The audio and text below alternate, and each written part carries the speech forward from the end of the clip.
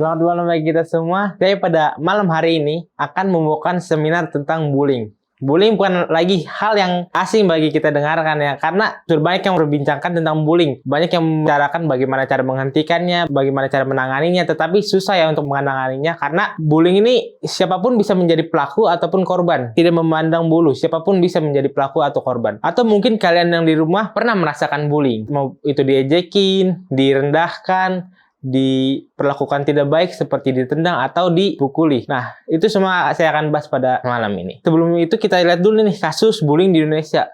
Kita lihat grafik kasus bullying di Indonesia ini setiap tahun semakin menaik persentasenya.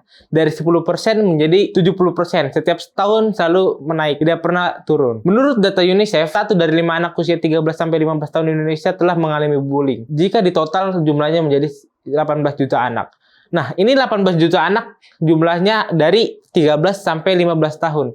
Belum lagi dari umur 16 dan selanjutnya. Cukup banyak ya jumlahnya, ada 18 juta anak. Jadi kita udah lihat bahwa seberapa besar kasus bullying di Indonesia. Sebelum kita cari tahu bagaimana cara menanganinya, kita cari tahu dulu apa itu bullying. Bullying itu merupakan segala bentuk penindasan atau kekerasan yang dilakukan dengan sengaja oleh satu orang atau sekelompok. Bullying ini dilakukan oleh satu kelompok atau satu orang. Jadi semuanya bisa melakukan dan dilakukan dengan penindasan dan kekerasan yang pasti bahwa itu tindakan bukan tindakan yang baik atau tindakan negatif dan merugikan si korban karena diperlakukan tidak baik dan pasti si korban merasa tidak nyaman. Dan dilakukan ini bukan hanya 1-2 kali tetapi berkelanjutan terus-menerus. Jadi dilakukan secara terus-menerus setiap hari atau tiap minggu. Jadi dilakukan terus-menerus sehingga membuat si korban ini merasa tidak nyaman. Bullying juga salah satu bentuk penyalahgunaan relasi kuasa. Apa itu relasi kuasa? Relasi kuasa itu adalah seseorang yang memiliki power besar sehingga si power yang lemah ini, yang tidak memiliki power ini mau melakukan apa yang diinginkan yang memiliki power lebih besar ini. Jadi maksudnya di sini biasanya orang yang memiliki power besar ini cenderung melakukan bullying karena dia menyalahgunakan kekuatan dia itu. Mau itu kekuatannya di dalam badannya besar, dia memiliki kekuatan fisik sehingga dia bisa menyalahkan gunaan itu.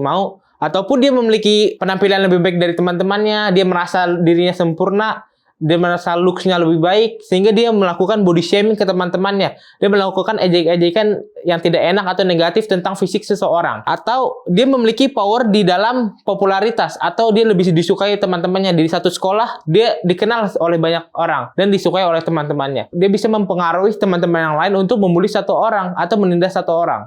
Nah, itu adalah relasi kuasa. Tetapi saya tidak bilang bahwa semua orang yang memiliki power, tidak semua orang yang memiliki kekuatan, dia membuli.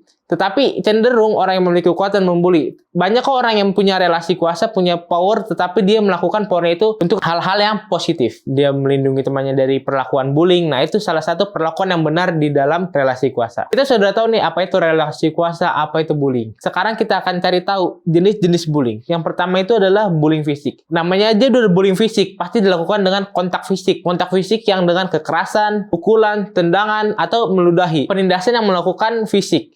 Itu namanya bullying fisik. Yang kedua, bullying verbal. Ini bullying yang dilakukan tidak dengan fisik tetapi dengan kata-kata kasar atau negatif. Seperti dia mengejek nama orang tua, mengganti nama julukan, ataupun dia bercanda fisik kepada temannya. Bercanda tentang fisik seperti body shaming, menjelek-jelekan fisik mereka. Nah, itu namanya bullying verbal.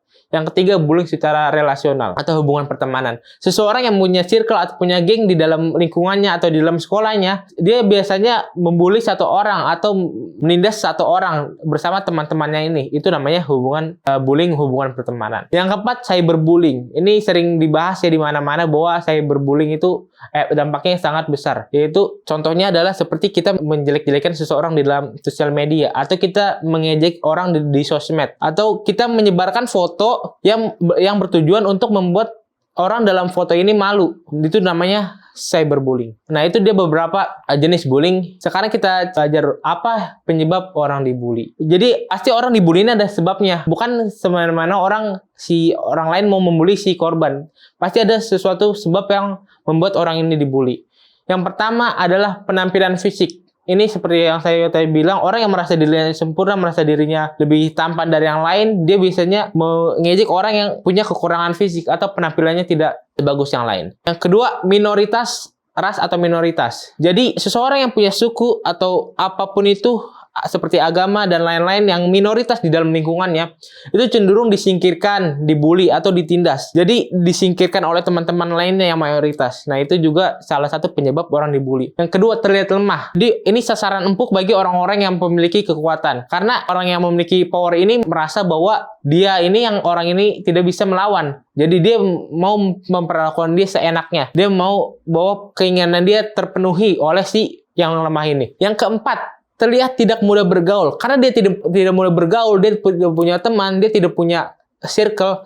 Jadi dia dikucilkan oleh teman-temannya. Dia dianggap remeh bahwa dia tidak punya teman, tidak ada yang melindungi dia. Dianggap bahwa orang yang tidak bisa bersosial, sehingga dia direndahkan oleh teman-temannya. Yang kelima, tidak pintar di sekolah. Karena dia tidak pintar di sekolah, dia diremehkan lagi oleh teman-temannya, dia diejek bahwa dia bodoh. Dan itu juga salah satu tindakan bullying. Sehingga orang yang tidak pintar di sekolah juga cenderung bisa dibully. Yang keenam, tidak menyukai Anda atau sifat Anda. Maksudnya di sini adalah bahwa sifat Anda yang mengundang mereka untuk mereka membuli Anda. Jadi mereka tidak menyukai sifat Anda. Sehingga mereka melakukan segala hal untuk menindas Anda atau supaya membuat Anda tersiksa, membuat Anda merasa tidak nyaman di lingkungan itu. Itu adalah hal-hal yang menyebabkan orang dibully. Pelaku bullying biasanya memiliki masalah keluarga, stres atau trauma. Maksudnya di sini adalah orang pembuli biasanya dia mengalami masalah keluarga seperti dia orang tuanya berantem atau dia orang tuanya melakukan perlakuan fisik kasar di rumahnya sehingga dia menirunya atau melampiaskannya ke sekolah. Sehingga apa yang dilakukan di sekolahnya dia meniru apa yang dilakukan orang tuanya di rumah. Itu juga penyebab si pelaku ini suka membuli. Kita udah tahu nih apa penyebab orang dibully. Sekarang kita cari tahu apa dampak bully pada korban. Setelah orang dibully, apa dampaknya bagi si korban ini? Yang pertama, depresi. Depresi. Ini pasti orang setelah dibully depresi ya. Tidak mungkin ada orang dibully senang dan ketagihan. Gak mungkin ya. Pasti orang dibully ya depresi dan merasa tertekan. Yang dua, merasa tidak aman. Karena dia mendapatkan perlakuan tidak baik dari teman-temannya, mendapatkan cemooh atau kata-kata negatif, sehingga dia merasakan tidak aman di lingkungannya. Jangan kan kata-kata negatif, bahkan perlakuan tidak enak dari temannya kepada si korban ini. Jadi merasa bahwa lingkungannya itu bukan lingkungan yang aman. Yang keempat, self-perception yang buruk. Maksudnya self-perception yang buruk adalah dia merasa diri dia seburuk itu. Seburuk bahwa saya memang sebodoh ini nih, saya memang sejelek ini karena kata-kata temannya yang negatif itu. Sehingga dia mempunyai self-perception ke diri dia sendiri yang buruk, yang jelek. Karena dia memikirkan kata-kata yang dikeluarkan oleh teman-temannya. Yang kelima, karena dia mempunyai self-perception yang buruk, dia merasa diri dia tidak berguna, sehingga dia cenderung orang-orang yang dibully ini melakukan tindakan bunuh diri. Ini hal yang fatal sekali bagi korban bullying, yaitu bunuh diri. Karena dia merasa dirinya tidak berguna, dia merasa tertindas, jadi dia memutuskan untuk bunuh diri. Nah, itu dia beberapa dampak bagi si korban karena dia dibully. Sekarang kita belajar nih, apa sih faktor yang membuat orang menjadi suka membuli? Apa sih? Kenapa sih orang suka banget membuli orang lain? Mengapa sih orang suka banget menindas orang lain? Suka melihat orang lain tersiksa? Yang pertama, dia mendapatkan social reward dari lingkungannya. Jadi dia lihat nih lingkungannya bahwa dia dapat sanjungan dari teman-temannya. Dia dapat pujian dari teman-temannya. Bahkan dia mendapatkan lebih banyak teman lagi karena dia membuli. Jadi dia mendapatkan satu hal yang nyaman di dalam lingkungannya sehingga dia selalu ingin membuli. Jadi dia merasa bullying itu hal yang nyaman karena mendapatkan respon yang baik dari teman-temannya, yaitu mendapatkan teman banyak ataupun mendapatkan pujian dari temannya. Yang kedua, memiliki power. Seperti yang saya jelaskan di awal ya, dia memiliki relasi kuasa yang besar hingga dia nyaman melakukan bullying itu karena tidak ada yang bisa melawan dia. Dia memiliki relasi kuasa di lingkungannya itu besar. Jadi cenderung dia membuli temannya karena tidak ada yang bisa melawan dia. Yang ketiga, tidak mendapatkan konsekuensi. Ini penting bagi guru dan orang tua atau siapapun orang dewasa yang berhak untuk menghukum seseorang atau memberi konsekuensi kepada seseorang, karena ini penting bagi seseorang supaya dia tidak melakukannya yang kedua kali atau berulang kali, hal melakukan negatif berulang kali, karena setelah orang dihukum dengan berat dia akan mengalami trauma. Jadi jangan guru sudah melihat anak-anak atau murid ini babak belur, udah dipukuli, udah dibikin nangis, tapi guru hanya meminta pelaku ini untuk meminta maaf kepada si korban. Kita harus membuat efek jera kepada si pelaku supaya tidak melakukan tindakan bullying lagi. Yang keempat, social learning, yaitu dia ada seseorang yang belajar dari lingkungannya bahwa si bully ini sudah dapat social reward, dapat sanjungan dari teman-temannya, sudah dapat puji-pujian dari temannya, sudah dapat teman banyak, dan tidak dihukum lagi karena dia membuli orang lain. Jadi dia belajar dari lingkungannya bahwa melakukan bullying adalah sesuatu yang menyenangkan, sehingga dia merasa bahwa bullying itu menyenangkan dan dia akan melakukan itu. Beda lagi kalau dia melihat temannya yang membuli orang lain itu mendapat hal-hal yang tidak menyenangkan seperti dihukum, dimarahi guru, atau mendapatkan konsekuensi. Dia pasti akan belajar dari lingkungannya bahwa dia tidak akan melakukan bullying. Sekarang kita masuk, bagaimana nih untuk diri kita sendiri supaya kita tidak melakukan bullying, tidak menjadi pelaku bullying.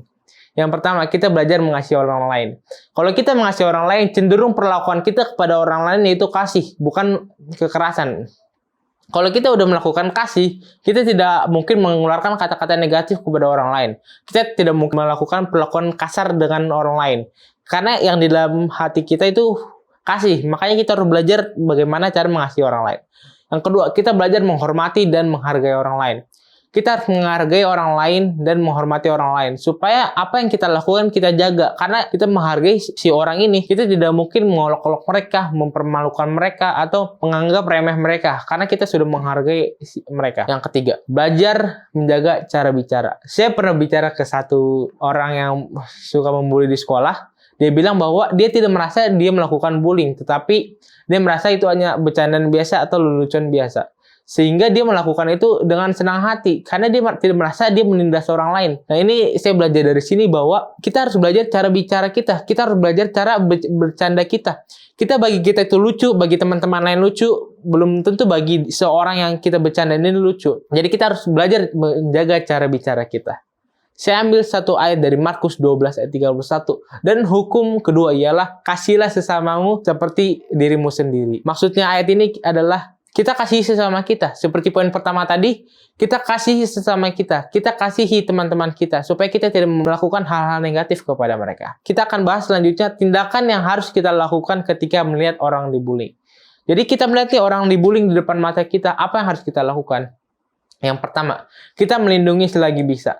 Ini selagi bisa ya, saya garis bawahi selagi bisa. Kalau Anda tidak bisa melindungi, ya tidak apa-apa. Karena kalau Anda udah tahu diri Anda lemah, Anda tidak bisa melindungi si korban. Anda udah tahu nih, si pembuli ini, yang bully ini kuat. Anda akan menjadi target selanjutnya untuk dibully. Anda target selanjutnya untuk menjadi korban. Dan menambah korban selanjutnya. Jadi, Anda mendaftarkan menjadi korban untuk si pembuli ini. Anda bakal dipukuli lagi, diejek-ejeki. Karena Anda tidak memiliki power, Anda tidak memiliki power yang besar. Sehingga si bully ini malah juga akan membuli Anda.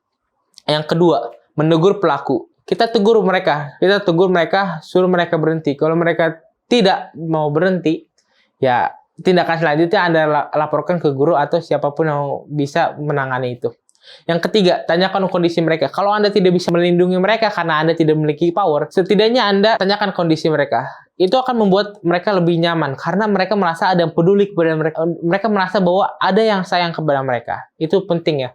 Yang keempat, jadikan teman dan beri dukungan. Jangan Anda udah tanya kondisi mereka, Anda cuma tanya begitu saja, lalu Anda tinggalkan.